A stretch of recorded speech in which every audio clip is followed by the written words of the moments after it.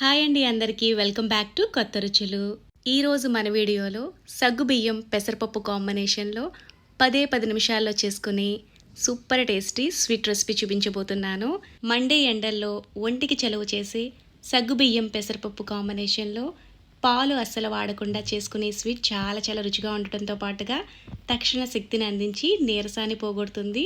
సగ్గుబియ్యం ఒంటికి చలువ చేస్తుంది. పెసరపప్పులో ప్రోటీన్ ఎక్కువగా ఉంటుంది కాబట్టి చాలా ఎనర్జెటిక్గా ఉంటుంది. అలాగే నీరసాన్ని కూడా ఇట్టే పోగొడుతుంది.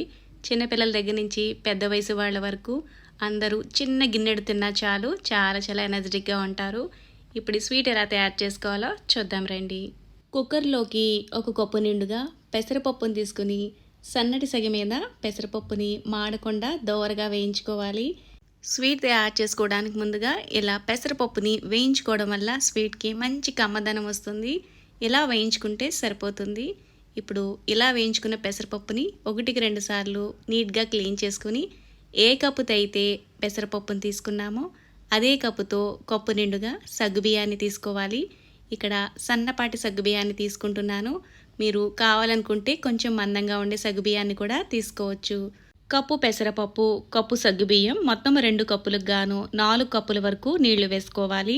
స్టవ్ను మీడియం ఫ్లేమ్లో పెట్టుకుని కుక్కర్ మూత పెట్టేసి 2 విజిల్స్ వేయించుకుంటే సరిపోతుంది. సగ్గుబియ్యం పెసరపప్పు 2 చక్కగా ఉడికిపోతాయి. కుక్కర్ విజిల్స్ వేసి ప్రెషర్ అంతా పోయే వరకు వేరొక గిన్నెలోకి ఏ కప్పుతో అయితే పెసరపప్పుని కొలిచి తీసుకున్నామో అదే కప్పుతో 1/4 కప్పు వరకు బెల్లాన్ని తీసుకోవాలి. ఇందులోకి 3/4 కప్పు వరకు నీళ్లు వేసుకుని బెల్లాన్ని కరిగించుకోవాలి. స్వీట్ తక్కువగా తినేవాళ్ళు బెల్లాన్ని ఇంకొంచెం తగ్గించుకుని వేసుకోవచ్చు.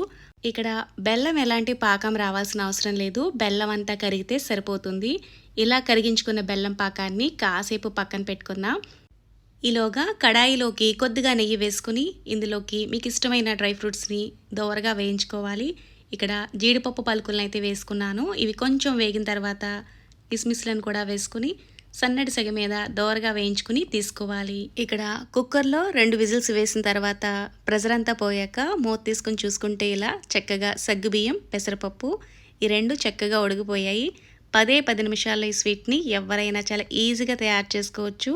బెల్లం పాకం కూడా రెడీగా ఉంది కాబట్టి స్టైనర్లోకి వేసుకుని వడపోసుకుని తీసుకుంటే ఏదైనా డస్ట్ లాంటిది ఉన్నా సెపరేట్ అయిపోతుంది. పెసరపప్పు సగ్గుబియ్యం వేడిగా ఉన్నప్పుడే ఇలా బెల్లం పాకాన్ని వేసుకోవడం వల్ల ఇదంతా మనకి చక్కగా కలిసిపోతుంది. మీకు చల్లారిపోయినట్టు అనిపిస్తే 1-2 నిమిషాల పాటు గ్యాస్ ఆన్ చేసుకుని ఉడికించుకోవచ్చు. ఈ స్వీట్ని 10 నిమిషాల్లో ఎవరైనా చాలా ఈజీగా తయారు చేసుకోవచ్చు. చాలా రుచిగా ఉంటుంది. లాస్ట్లో కొద్దిగా యాలకుల పొడిని వేయించుకున్న డ్రై ఫ్రూట్స్ని కొద్దిగా నేతిని వేసుకుని కలుపుకుంటే స్వీట్ రెడీ అయిపోయింది. అప్పటికప్పుడు సింపుల్గా ఎలా తయారు చేసుకునే స్వీట్ చాలా రుచిగా ఉంటుంది. మీరు కూడా ట్రై చేసి మీకు ఎలా అనిపించిందో కామెంట్ చేయండి. Thanks for watching.